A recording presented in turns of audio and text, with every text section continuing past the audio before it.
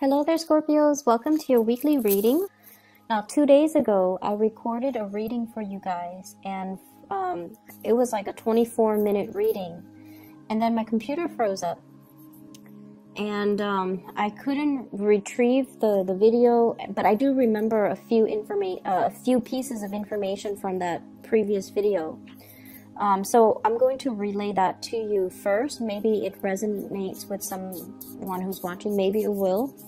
The first message I got out of that was,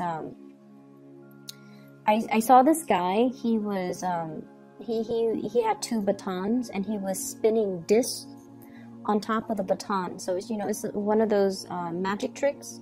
And then he's heading into this field of grain, and the stalks of grain, first they were like, knee high, and then they're like getting higher and higher, and then he's like heading towards that, and he's so preoccupied with the spinning disc that he doesn't realize that he's headed deep, like waist deep and then chest deep into the field of wheat. And it just feels to me like you kind of need to watch where you're growing. Some things might be neglected in your life. Like, honestly, it could be like physical things. Like, the garden is overgrown. I need to, get the tools to try to keep them at bay, to cut them down, or, to like maintain your own personal household. Or I also felt like it could be just, taking care of the practical responsibilities in your life, rather than daydreaming, rather than thinking about all these things. Like the discs that are spinning, they don't really matter. It matters where you're going and where you're headed and which direction you're headed and whether or not that is the right move for you, okay? So those are the messages coming through from the last reading. And in terms of this reading, when I was shuffling the cards, the image that I saw was, I saw a bridge, and there's one person standing on one side and another person standing on the other side. The man is standing on the right side, my right, and he's extending his hand out to the woman on the other side. And the woman on the other side, she sees it, and then she's looking over the bridge at the water. She's looking at the koi fish that are around, and then she's like, looking at the sky, looking at the clouds, and then she seems like she's either being very frivolous. It seems like he's telling her, let's go, or he's extending his hand, so that's usually a gesture, an offer for something. And he sees her kind of just caught up in her own world. And so he pulls back his hand, and then he walks away. So that was the message that I saw this time. And what I'm feeling is we definitely have a couple here. I have here the Queen of Wands and the King of Wands, both in the upright position. And there's communication and contact between the two people. So the way that I'm reading this is, I almost feel like I see two people that have very different goals in life, that have very, very different visions of what they want their life to look like. One person might be, very family oriented. The other person wants to explore a little bit more.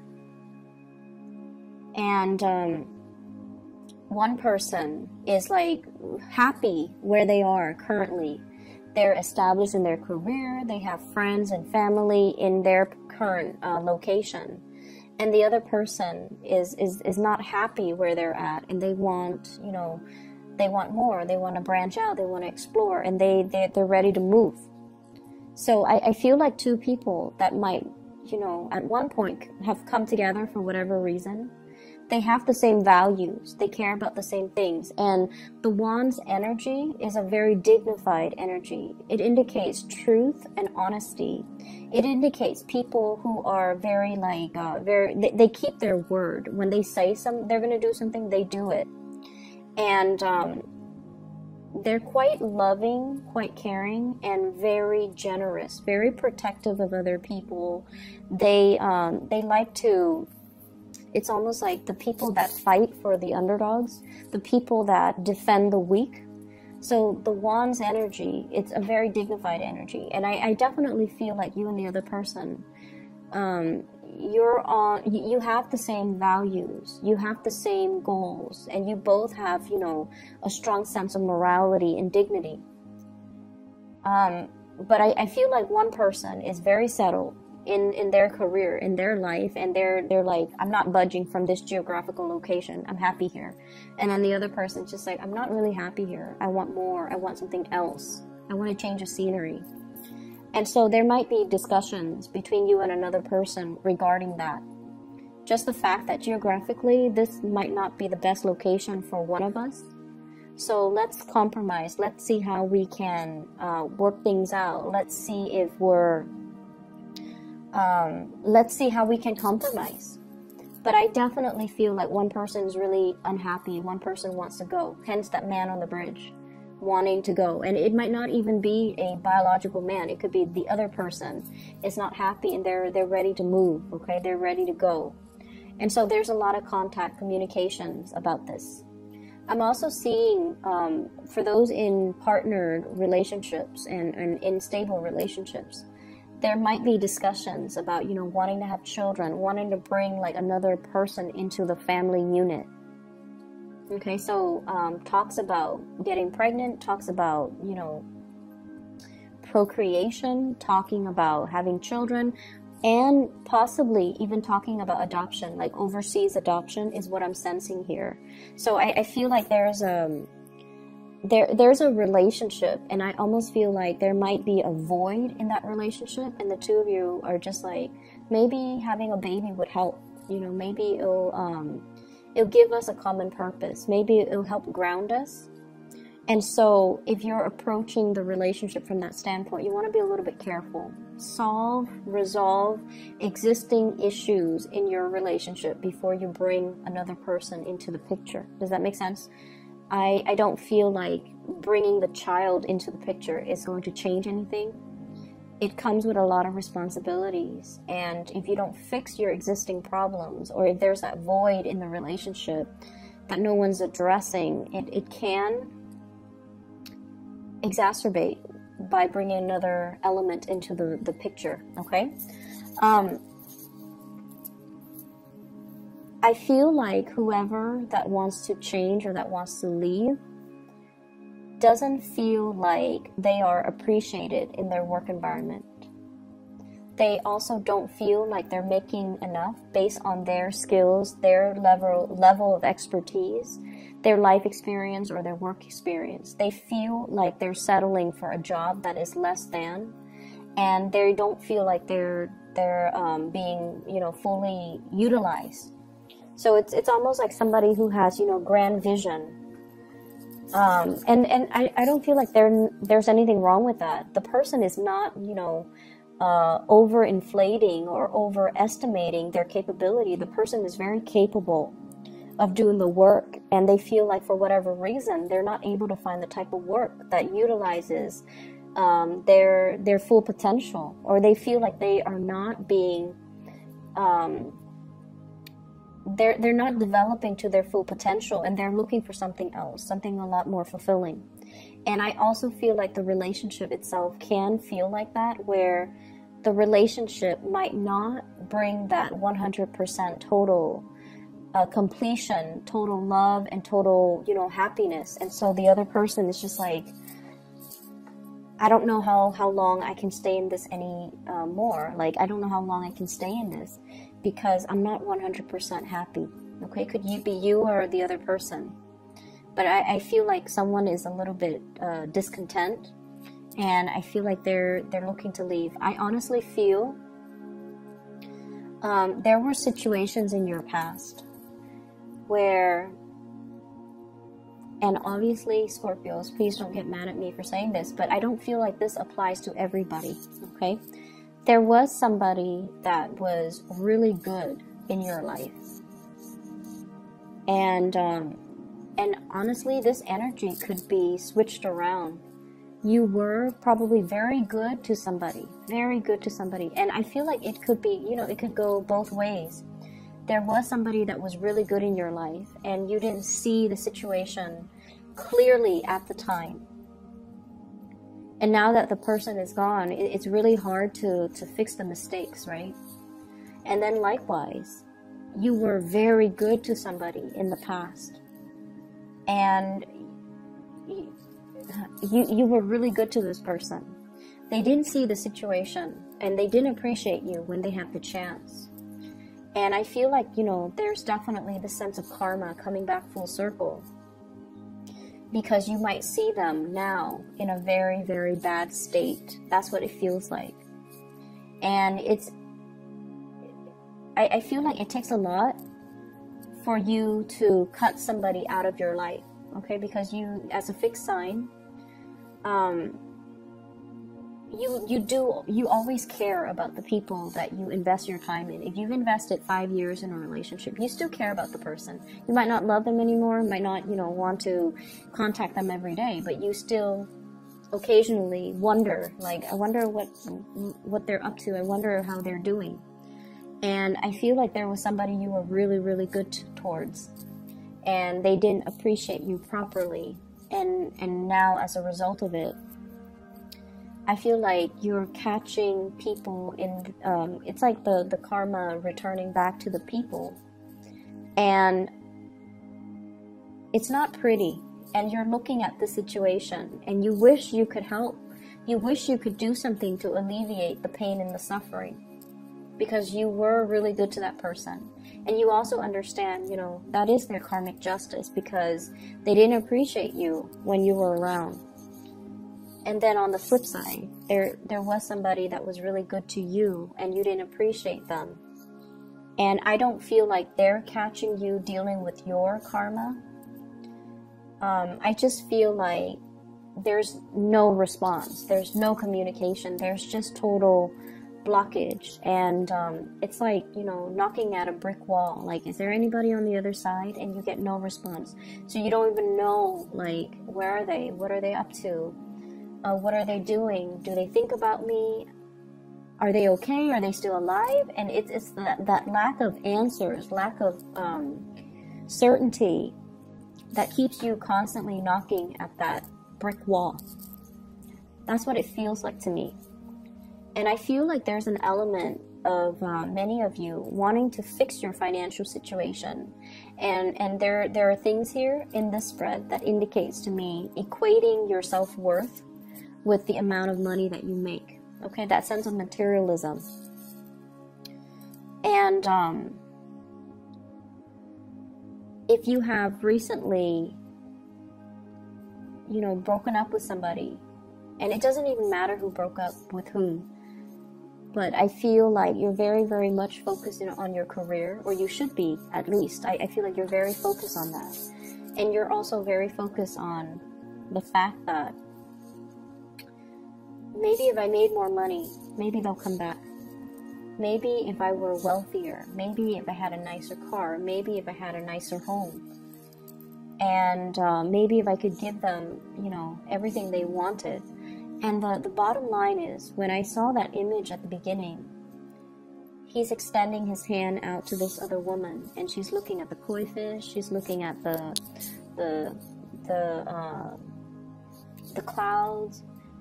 And I feel like you were dealing with someone who was very self-absorbed. Very self-absorbed. They see you, they see the effort that you put into a situation, but they didn't appreciate it. Okay? So I don't know if this is still going on, but they're very, very, very self-absorbed. Okay? It's almost like, what could the Scorpio people do for me? Or what could other people do for me? And they're not considerate of other people. So you're dealing with someone who is very narcissistic. They do a lot of attention seeking. And I feel like this might be the week where you start to see the behavior, where you start to see that they're just, you know, really caught up in themselves and things like that, in the material things too. The koi fish usually represents prosperity, okay? Like financial prosperity. So somebody is very much caught up in that material world, and possibly, I just keep seeing the woman on the other side of the bridge, just looking at her reflection, fixing her hair and things like that. So I feel like you're dealing with someone who's quite narcissistic, and you want to be a little bit careful. If you guys have a really keen sense of intuition, and you have, you're a very, very good judge of character. So you need to really trust your intuition, especially for those who are newly dating. And if you find somebody who is like that, stay away, okay? Doesn't matter even how beautiful, how attractive they are. I don't feel like it's worth the trouble at the end of the day. So I feel like you have come to the realization that this person is like this. And so if you're choosing to turn your back and walk away, that's fine too. It will be a little bit difficult at the beginning, but you will sail away from it, okay? So just be done with that energy. With this spread, I do feel a third-party type of interference here. What I have is the Three of Cups in the reverse, 3 parties. And I have the Seven of Swords in the reverse, doing something that you're not supposed to. Like sneaky behavior. And I do have a couple here. And what this denotes to me is there could be definitely third party interfering in the relationship, talking or dating, or, you know, somebody acting like they're in a relationship, but they're acting like they're single, and they're going around dating other people, talking to other people, flirting with other people. So there's that element that you want to be a little bit careful about. There's also, I'm seeing a lot of like outside influence, wanting to, it's almost like this sense of boredom with what we have currently. So we want to see what else is around the corner. But rather than being single, we want to test the water first before we finally sever ties. And so you want to be a little bit careful about this. I also feel like some people, some couples, if you have had like issues with infidelity and you're going to see like a couples counselor or a marriage counselor, there is going to be some big breakthrough. And I feel like the breakthrough is coming in a way where one person has arrived at the, has concluded that, you know what, I think we are done with this relationship. Whereas the other person wants to fix the relationship. So the truth that is coming through, it might not be exactly the way that you're hoping for, because a lot of people go to couples counseling or marriage counseling, and they're like, let the therapist fix it for us. Let the person fix it. But the therapist might recommend, maybe you guys should separate. Maybe the relationship is done and over with, and you guys need to see other people. And then, do that for about 6 months and see how you feel. And some of you might have some breakthrough in the therapy sessions, and you're deciding that, or at least one person decides, let's call it quits. So I feel like there's something very final coming into the picture, and I feel like it has been like this for the past 3 years. It might have been like this for the past 3 months. And there isn't anything to fix. It's almost like the end of a karmic cycle. I do see one person in a relationship succumbing to temptation. And the other person might still want to work at the relationship. But there's still a lot of resentment. I do feel the resentment coming through. Where, a lot of the times when somebody cheats on us, it's not just the thought of them with another person that aggravates us, right? It's not just the thought. it's also the self-doubt, like, why wasn't I good enough? Why did they have to seek somebody else? You know, it brings up a lot of self-doubt. It destroys your sense of self-confidence. And not only that, the aftermath of finding out too, it hurts your ability to trust other people. So infidelity is very, very damaging. And so I feel like for those who are dealing with this, I feel like it really hurts your self-esteem. And it also, I see resentfulness, resentment. And I feel like some of you might have kind of suppressed it, but you haven't really gotten over it.